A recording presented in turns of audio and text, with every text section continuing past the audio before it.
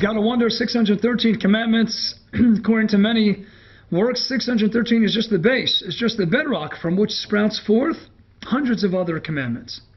So what, you might ask, is the greatest mitzvah? What's the greatest commandment that a person could do? Especially if you have a choice between one mitzvah and the next, what's going to be the ultimate mitzvah performance?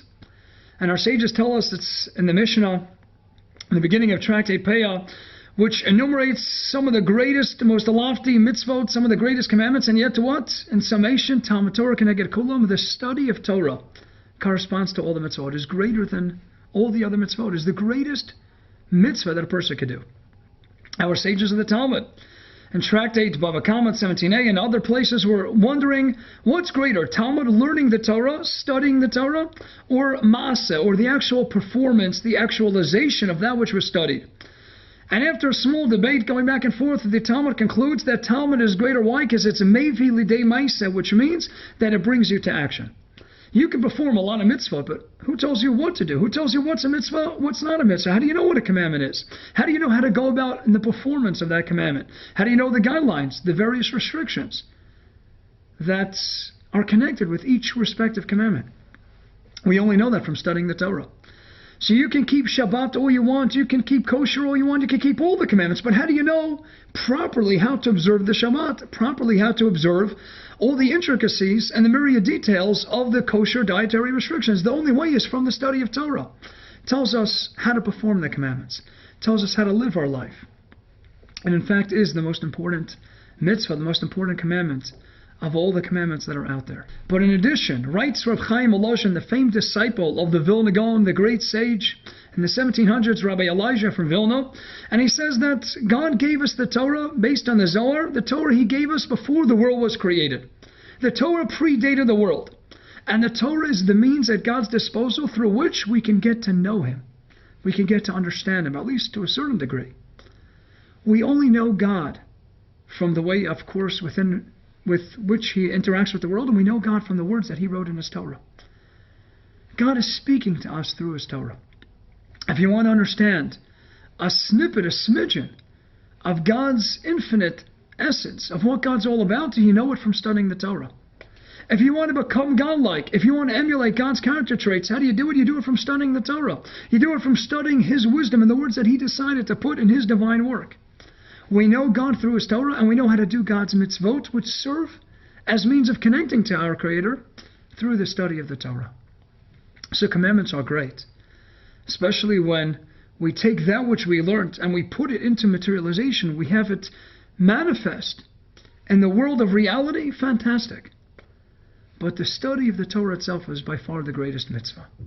What's interesting to consider, Rabbi Aaron Kuller asked the question that if you go back to that Mishnah in Peah, we enumerate visiting the sick, we enumerate bringing guests, company into your house, and so many other mitzvot that seem to revolve on the hinge of what we call bein adam lechavero, between man and fellow man. Talmud Torah doesn't seem to fit in. The study of Torah seems to be purely between you and God.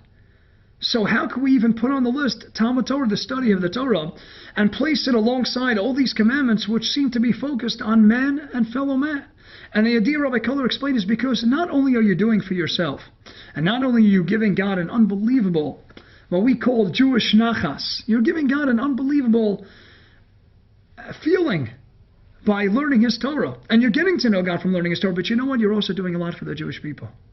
Because one of the greatest gifts that you could give to the Jewish people is by becoming the most intellectually advanced individual that you could be, is by knowing how to approach Jewish law, how to approach Jewish custom, how to tackle all the sundry mitzvot commandments that are out there. The Torah is that guidebook. The Torah is that centerpiece of our Yiddishkeit, of our sense of living as a Jew. It's the guidebook that tells us how to go about our lives. So mitzvot are certainly important. But the biggest gift you could give not only to yourself, not only to God, but the biggest gift you could give to the Jewish people is by learning and studying as much Torah as you can so that you could then educate the masses as well. And Rabbi Kuller said, even if you're not educating the masses, just by having more well-read, Jewishly oriented individuals, the world's going to become a better place on a metaphysical plane. So for yourself, for God, for the Jewish people, Pick up a sefer, pick up a book. Explore. You want to know why it's the greatest mitzvah, why it's the greatest commandment? Forget everything I just told you in the last couple of minutes. Explore for yourself this golden opportunity.